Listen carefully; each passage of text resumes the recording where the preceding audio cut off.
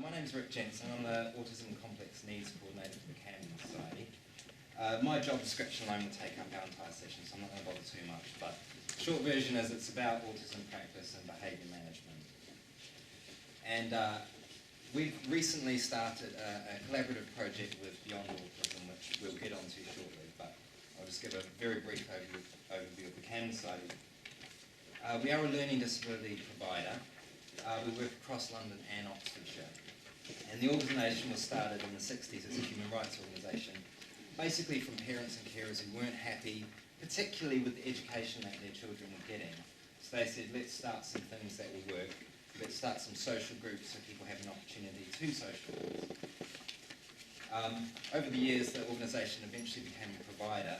And quite importantly to what we're going to talk about today is, just down the road from here, we opened our first cafe, which was a social enterprise. It was called Applejacks, and unfortunately it's closed down now, but from that first cafe back in 1985, we've opened a number of other ones around London, and we will be talking about one in particular where this project's happening. Oh, didn't expect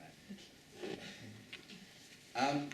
A few years ago I used to run a behavioural service, and almost all of the referrals I got were young men around 19, 20 years old with autism at crisis point. So me and my team would go in and we'd work with people, work with the families, work with the young men to get them back on track from whatever had gone wrong. They were all from London, but they all had very diverse backgrounds. They had very different family dynamics. They had different ethnicities and different experiences. But one thing that they all shared was they had really poor transitions from school into adulthood. So that was a real big problem. And then the families didn't know what to do, so they were left in the lurch. They were asking, screaming for help, and they weren't getting it.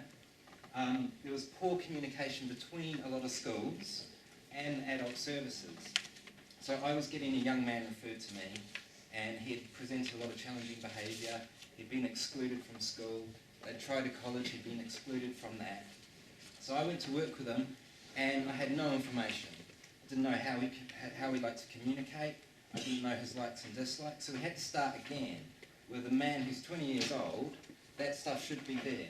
So a lot of information wasn't kept. So we were starting fresh with people. And I thought to myself at the time, many times I've thought this, is like, I shouldn't even be doing this job. My job should not exist. Because if we'd done things right in the first place, these young men and women, but mostly men, wouldn't be getting to crisis point.